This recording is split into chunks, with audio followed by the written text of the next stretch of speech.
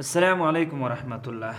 دوستان یو شپه راتلونکې ده، پوهېږئ دغه شپې اجر او ثواب د الله تعالی په قرآن کې څومره بیان کړی دی. الله تعالی په قرآن کې فرمایي بسم الله الرحمن الرحیم لیلة القدر خیر من الف شهر تنزل الملائکة والروح فیها بإذن ربهم من كل امر. دا مې د قدر شپه درته یادوله. لیلة القدر یا د قدر شپه داسې یو شپه ده چې نورو امتونو ته الله تعالی هیڅ نه ده ورکړې. یوازینی امت چې دی د رسول الله صلی الله علیه وسلم امت دی چې موږ او تاسو الحمدلله په دې امت کې یو. دا داسې یو شپه ده چې تقریبا د زرو میاشتو قبول شوي عبادت اجر او ثواب په دغه شپه کې چې چاته الله په نصیب کې ورته میلاویږي. پوهېږئ د 4 کالو یا 15 کالو قبول شوی عبادت ثواب الله درکړي درته.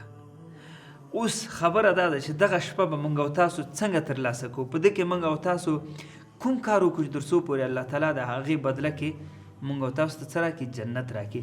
په دغه شپه کې موږ او تاسو عبادت کوی شو، په دغه شپه کې موږ او تاسو فرض کا مثال ذکر، په دې کې نوافل، په دې کې صدقې، هر شی چې دې وکړ الله تعالی به په هغه اندازه درته درکوي.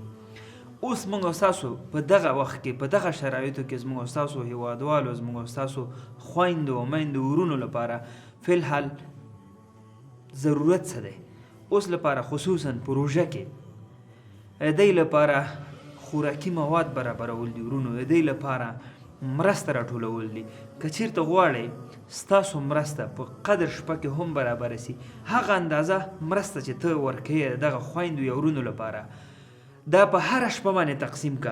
نیت کې دا راوله چې اوله شپه کې زما دومره مرسته، په دویمه شپه کې مې دومره صدقه، په دریمه شپه کې مې دومره، همداسې تر دېرشمه. طبعا په دغه دیرشو شپو کې خو یوه شپه خو ده که نه، هغه شپه کې به ستا دا صدقه یا مرسته درته برابره شي.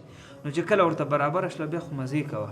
د 4 کالو قبول شوي عبادت ثواب الله درکوي. د 4 کالو هغه صدقه چې تا ورکړې او قبوله شوي، د 4 کالو صدقې ثواب الله درکوي. څومره بهترینه چانس دی الله موږ او تاسو ته راکړی دی. باور وکړئ چې الله تعالی داسې یو امت کې پیدا کړي یاستو چې په ټولو امتونو باندې بهتره دی. پوهېږئ چې انبیاو علیه السلام هغې دا دعا کړې خپل رب ته چې الله موږ د رسول الله صلی الله علیه وسلم په امت کې حساب کې، چې هغې له جملې څخه یو عیسی علیه السلام دی چې آخره زمانه کې به چې کله قیامت برپا کېږي هغې نه مخکې عیسی علیه السلام راځي او د رسول الله وسلم په امت کې به شاملېږي. څومره بهترینه خلک استو موږ او تاسو، څومره بهترینه امت استو. راځئ دا چانس ته له لاسه ورنکړو. ډېره مننه، په لوی الله مو سپارم. السلام علیکم ورحمت الله.